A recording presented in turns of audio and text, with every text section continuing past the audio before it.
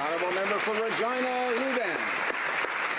Mr. Speaker, Regina is one of the only Canadian cities to have elected MPs from all three major parties. When this House asked all MPs to host town halls on electoral reform, I invited my Liberal and Conservative colleagues to co-host a citywide event. Unfortunately, they declined to host town halls. Fortunately, the people of Regina have been more engaged. Over 200 came to the town hall I held on September 7th, and many also attended the Minister of Democratic Institutions consultation on September 11th. As the only local MP to have attended these public meetings, I can report that most people at both events expressed a preference for mixed-member proportional representation. When the Electoral Reform Committee kicked off its cross-country tour in Regina on September 19th, they heard the same message. Mr. Speaker, the people of Regina are engaged on electoral reform, and they want a proportional system to make every vote count equally. Perfect. Okay, well, let's switch gears to talk about question period today. There was a lot of questions about democratic reform to the minister in charge, Minister Sept. At one point, she stood up, Erin, and said that, you know, to the credit of the government, they want to consult widely on this. They want to hear from Canadians. But she talked about the number of Twitter impressions that there were, and that the opposition, I know, is saying, well, this is now the government trying to use, you know, Twitter impressions instead of a referendum. But is social media not a valid way to get a sense of how especially young Canadians are feeling? Well, I think it's good the government is finally moving forward with democratic reform. The concern, though, is that they've set up this committee in such a way as to give the Liberal Party total control over the new electoral system. And that's obviously not fair. I mean, one way the government could seek political legitimacy would be a referendum. Another way would be to seek agreement with other parties. Unfortunately, the Liberals aren't doing either of those things.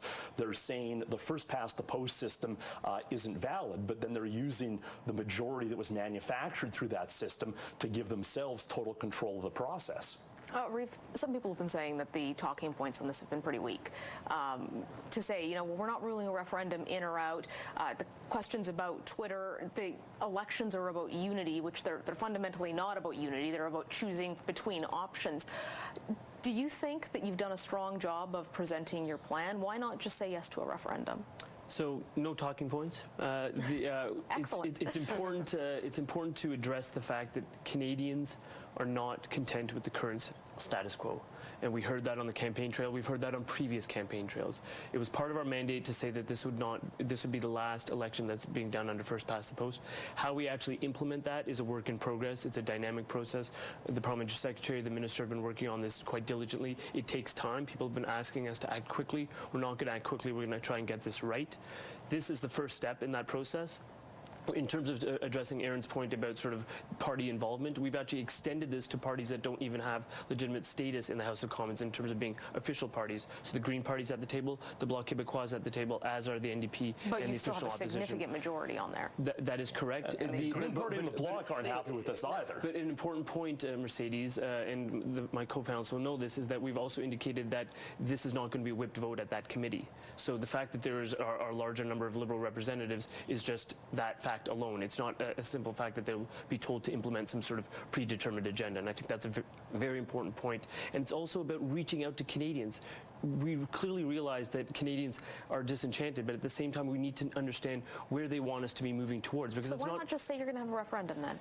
Do the consultations, but say yes, we'll then have a vote. We've not heard any consensus on the issue of a referendum. What we have heard is that people want to work towards structurally going forward with something, and that's apropos of this point. It's not an issue of debating this in social media and not in the Commons. Certainly that's not what the Twitter comment was about, but it was about that in this day and age, in 2016, people do communicate differently, and the fact that you get 12 million impressions in one day on one subject matter shows the appetite out there among Canadians. Last word to you, Diane. Yeah, you know, there's a couple of things here. I mean, first of all, I've not heard an outcry about how we're electing our officials, and to have a committee set up of politicians that some of them can't vote. It's clearly tilted towards the Liberal majority, and to not go to the people when you're fundamentally fundamentally changing the way that they vote and the way they elect their representatives to not go out to the people and have a referendum is absolutely